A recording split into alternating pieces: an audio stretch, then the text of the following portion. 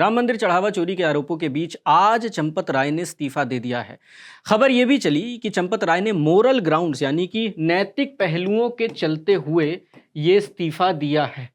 आज हम और आप इस एपिसोड में रेजिग्नेशन यानी इस्तीफा कैसे नैतिकता से जुड़ा हुआ है और क्यों बाज दफा लाख आवाज उठाने के बावजूद सरकारी संस्थाओं में बैठे लोग या अलग अलग मंत्री इस्तीफा नहीं देते, इस पे बात करने वाले हैं। आप देख रहे हैं जग दर्शन का मेला। रेजिग्नेशन या फिर इस्तीफे पे बात करते हुए फिलोसोफर जे पैट्रिक डोबल ने एक इंटरेस्टिंग बात कही।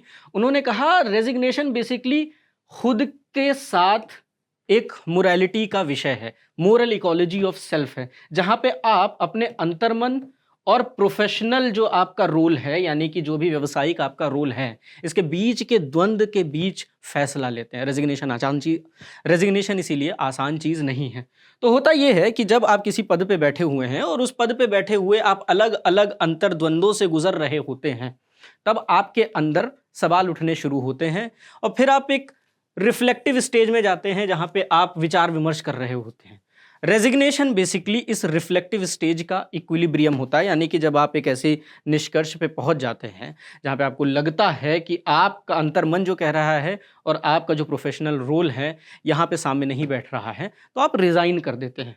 रेजिग्नेशन से जुड़े दो अहम पहलू हैं। पहला है अकाउंटेबिलिटी का और दूसरा है ब्लेम का या फिर आरोप का। कई दफ़ा आपके ऊपर आरोप लगते हैं लेकिन आप उन आरोपों के मध्य में नहीं होते, आप सेंटर में नहीं होते।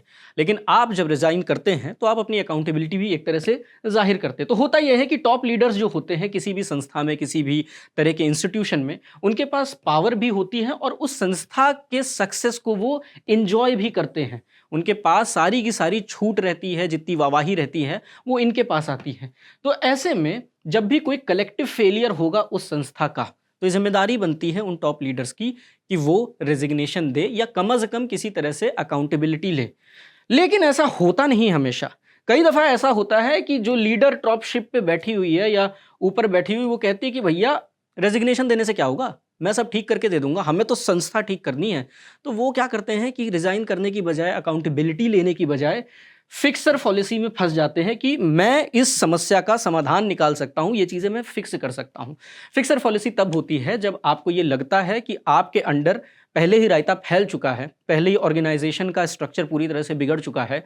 उसके बावजूद आप इस भ्रम में रहते हैं कि आप इस समस्या का समाधान निकाल सकते हैं, समस्या को आप पूरी तरह से ठीक कर सकते हैं। अब एक दिलचस्प बात यह है कि रेजिग्नेशन के कुछ फायदे भी होते हैं। मसलन आप किसी ऐसी संस्था में अगर काम कर रहे हैं जहां पे अलग अलग लेवल पे करप्शन है, भ्रष्टाचार है या काम चोरी हो रही है और आपके ऊपर भी प्रेशर बनाया जाता है कि आप इस सिस्टम का हिस्सा बन जाए, लेकिन आप तटस्थ हैं और आप रिजाइन करने के लिए रेडी हैं अपने नैतिक मूल्यों के साथ किसी भी तरह की समझौता किए बिना, तो आपके पास एक लेवरेज आ जाता है। उस लेवरेज की वजह से आपके सामने कोई आके नहीं कहेगा कि भैया 2000 रुपए मैं ले रहा हूं, 500 तुम भी ले लो, दोनों भाई खुश रहेंगे। या फिर आपसे आके कोई ये नहीं कहेगा कि भैया आप भी तो इस संस्था के सदस्यों में थे जब ये सारा भ्रष्टाचार चल रहा था, क्योंकि आपने अपने लिए एक मॉरल एग्जिट का ऑप्शन हमेशा ओपन कर रखा है, वो हमेशा खुला है। और दूसरा, आपके पास लेवरेज तो है ही जिसकी वजह से आप अपने नैतिक मूल्यों पे लगातार तटस्थ रह सकते हैं। अब रेजिग्नेशन से जुड़ा एक जरूरी पहलू है मोरल अकाउंटेबिलिटी यानी कि नैतिक जवाबदेही। कोई भी संस्थान जब क्रम्बल कर रहा है या किसी भी तरह का बड़ा फेलियर कर रहा है तो उसकी नैतिक जिम्मेदारी बनती है, जवाबदेही बनती है। फिलोसोफर डोबेल ने इस बारे में बात करते हुए कहा है कि 3 तरह से नैतिक जिम्मेदारी रेजिग्नेशन के जरिए हमारे सामने आती है। पहली होती है जब आपको इमीडिएटली रेजिग्नेशन दिखता है, कोई भी घटना घटी उसके बाद आपको दिखा कि रेजिग्नेशन हो गया, तो एक तरह की अकाउंटेबिलिटी स्टैब्लिश हो जाती है कि भैया आपने कलेक्टिव फेलियर को एक्नॉलेज किया और इसमें लीडर की जो पर्सनल इंटीग्रिटी है वो भी बची रहती है। तो ऐसे में होता यह है कि जो लीडर है वो अपनी पर्सनल इंटीग्रिटी बचा लेता है, समाज उसको उतनी कटु नज़रों से नहीं देखता, उसको इतना ज़्यादा लैश आउट करके नहीं देखता है और अपने आप में भी उसे बेहतर तो महसूस होता ही होगा कि मैंने जिम्मेदारी ली और मैंने एग्जिट लिया, अब आगे आने वाले लोग इस संस्था को देखे चलाने की कोशिश करें। लेकिन दूसरा एक दिलचस्प केस है जो कि चंपत राय जी के भी केस में आ रहा है, वो है डिलेड रिजाइन, यानी कि ऐसा रेजिग्नेशन जो तुरंत नहीं होता है, कुछ वक्त के बाद होता है। फिलोसोफर डोबेल इस बारे में बात करते हुए कहते हैं कि जब ट्राइपॉड इंटेग्रिटी का टूट जाता है, विस्थापित हो जाता है, तब इस तरह का रेजिग्नेशन आता है या फिर डिलेड रेजिग्नेशन आता है। अब ये इंटेग्रिटी का ट्राइपॉड क्या है, आपको ये बात समझाते हैं। फर्ज करिए कि आप किसी भी जगह पे काम कर रहे हैं, अब उस जगह पे काम करते हुए आपकी एक पर्सनल लेवल पे मोरल कैपेसिटी है कि भाई मैं ये चीज़ें करूँगा, ये चीज़ें नहीं करूँगा, ये चीज़ें नैतिक हैं, ये अनैतिक है। तो यहाँ पे आपकी फिजिकल, पर्सनल, इमोशनल कैपेसिटी रहती है और इसके अलावा आपका अपना चरित्र तो बना ही रहता है।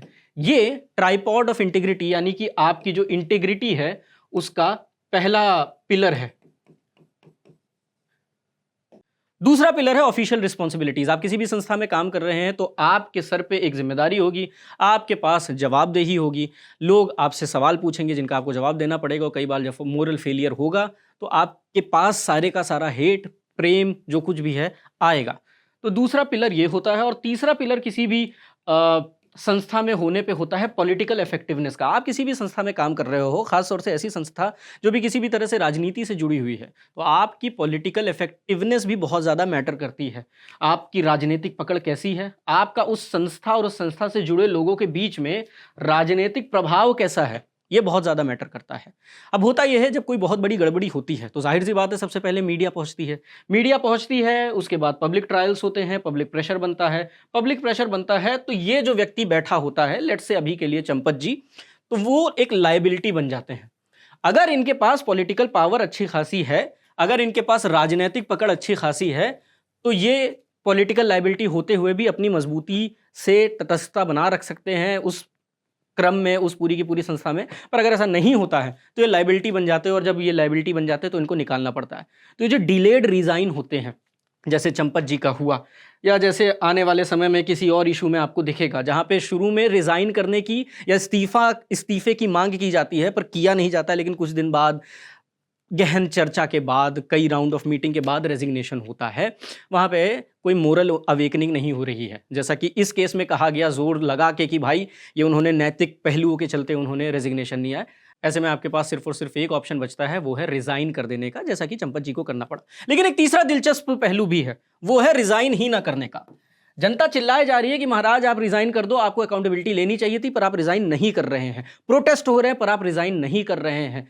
10-10 दिन, 15-15 दिन लोग प्रोटेस्ट में चिल्ला रहे हैं, गला फाड़ रहे हैं। पुलिस फोर्स भी आपने तैनात कर दी, एडमिनिस्ट्रेशन की तरफ से आपने खर्चा भी तैनात कर दिया, लेकिन आप रिजाइन नहीं कर रहे हैं। आप पैसा खर्च कर रहे हैं लेकिन एक आदमी को रिजाइन नहीं करा रहे हैं। ये सबसे दिलचस्प केस है और ये केस आपके सामने इस वक्त चल रहा है जब नीट प्रकरण के बाद से धर्मेंद्र प्रधान के रेजिग्नेशन के लिए सीजेपी के प्रोटेस्ट करते हुए बच्चे और जो भी वहाँ पे प्रोटेस्टर्स हैं वो बैठे हुए हैं। ऐसा ही केस अश्विनी वैष्णव जी को लेकर भी आया था जब रेल हादसे बीते कुछ वक्त पहले हुए थे। उस समय भी इनके रेजिग्नेशन की लगातार मांग की गई थी। तो होता ही है कि यहाँ पे बहाने ही बनाए जाते हैं। पहला बहाना ये होता है कि हम किसी भी तरह से रेजिग्नेशन नहीं देंगे क्योंकि हम वो लोग हैं ना जो सिस्टम को ठीक करेंगे। मैंने पहले ही बताया ये एक पॉलिसी होती है जिसे फिक्सर पॉलिसी कहते हैं। जब आप किसी संस्था में ऊपर बैठे हुए हैं और आपकी देख रेख में कोई बहुत बड़ी भूल और चूक हो जाती है तो संस्था में आपकी कलेक्टिव पावर और जिस तरह से आप एडमिनिस्ट्रेशन चला रहे हो संस्था में वो धीरे धीरे कमज़ोर होने लगता है। तो अगर आप ये कोशिश करने पे उतरते हैं कि यार मैं फिक्स ही कर लूँगा, that's not going to work out, ऐसा बहुत सारे थिंकर्स का मानना है। दूसरा, स्केप गोट एक ढूंढा जाता है। नीट पेपर लीक को लेकर धर्मेंद्र प्रधान के रेजिग्नेशन की बात चल रही थी, वो तो हुआ नहीं, पर एनटीए के जो भी हेड कर रहे थे, जो भी एनटीए को, उनको हटाया गया इस मामले में, तो उनको स्केप गोट बनाया गया। खैर उनको जो सज़ा मिली थी उस बारे में भी बात हो रखी है, कोई ऐसी बहुत ही वैसी सज़ा नहीं है जिससे कोई ख़ास फ़र्क पड़ने वाला है। तो अब एक बहुत ज़रूरी सवाल है, ये पॉलिटिकल सवाल है जिस पे हम अब आएंगे कि भाई मोदी सरकार में आपको इस्तीफे क्यों नहीं देखने को मिलते हैं। किसी भी मिनिस्टर के, किसी भी मंत्री के आपको इस्तीफे नहीं देखने को मिलेंगे। अगर आप चंपत जी का केस देखेंगे, चंपत जी का इस्तीफा इसीलिए है क्योंकि वो किसी मिनिस्ट्रियल पोस्ट पे नहीं है या किसी एडमिनिस्ट्रेटिव पोस्ट पे नहीं है जो डायरेक्ट गवर्नमेंट से जुड़ी हुई है। इस केस में एक बहुत दिलचस्प बयान है जो राजनाथ सिंह का काफ़ी वक्त पहले आया था, जब उन्होंने कहा था कि भाई ये मोदी सरकार है, यूपीए का ज़माना नहीं है, यहाँ पे रेजिग्नेशन नहीं होते हैं। वो बात जो 2015 में कही गई थी आज तक रेजोनेट होती रहती है, जहाँ पे आपको अकाउंटेबिलिटी के नाम पे कुछ चीज़ें दिखती हैं पर रेजिग्नेशन नहीं दिखता है। तो अब ऐसे में सवाल उठता है ये क्यों होता है।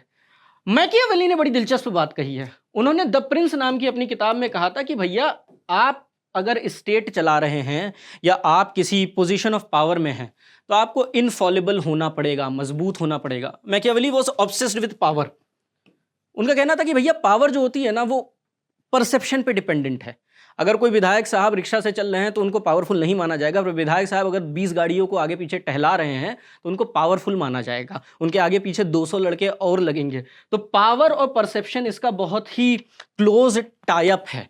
जो स्टेटस सिंबल कहा जाता है उसका।